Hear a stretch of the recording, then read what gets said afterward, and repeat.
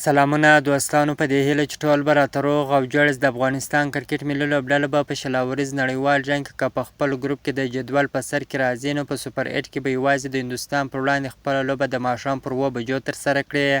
که د جدول په سر کې نه راځي، دویم راځي، نو د افغانستان ټولې لوبې په سوپر 8 کې هم د سهار پر 5 بجو ترسره کیږي. د شلاوريز نړیوال جنګ لوبډلې په 4 ګروپونو ویشل شوي دي چې 2 ګروپونو لوبډلې په ویسټ انډیز کې لوبه ترسره کوي، 2 ګروپونو لوبډلې په امریکا کې لوبه ترسره کوي.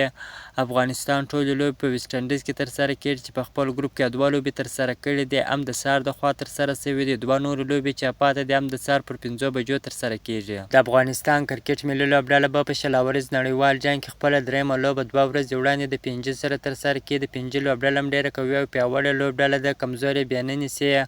افغان لوبډلې په دغه نړیوال جنګ کې 2 بریاوې ترلاسه کړي دي چې په لومړۍ لوبه کې یوګانډا لوبډلې ته ماته ورکړې ده، په دویمه لوبه کې بیا نیوزیلینډ لوبډلې ته ماته ورکړې ده.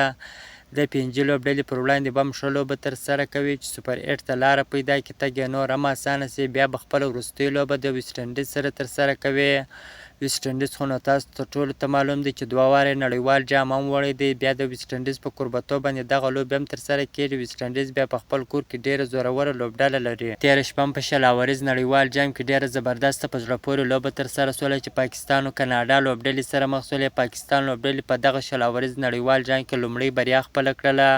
د پاکستان لوبډلې تر اوسه په دغه شلاوريز نړیوال جنګ کې 3 لوبې کړې دي چې 2 لوبې بایللې دي. 1 لوبه د کاناډا لوبډلې پر وړاندې وګټل او نن سهار هم ډېره زبردسته لوبه وسوله چې استرالیا او نمیبیا لوبډلې سره مخ شولې. استرالیا لوبډلې نمیبیا لوبډلې ته په 9 وکټو ستره ماته ورکړله. که تاسو غواړئ د کرکټ په اړه باندې تازه او مهمو معلومات څخه ځان خبر کړئ، نو حتما زموږ پیج سره فالو، چینل در سره سبسکرایب کړئ، د ټیک ټاک اکاونټ هم در سره فالو کړئ. د نورو تازه معلوماتو لپاره زموږ سره اوسئ.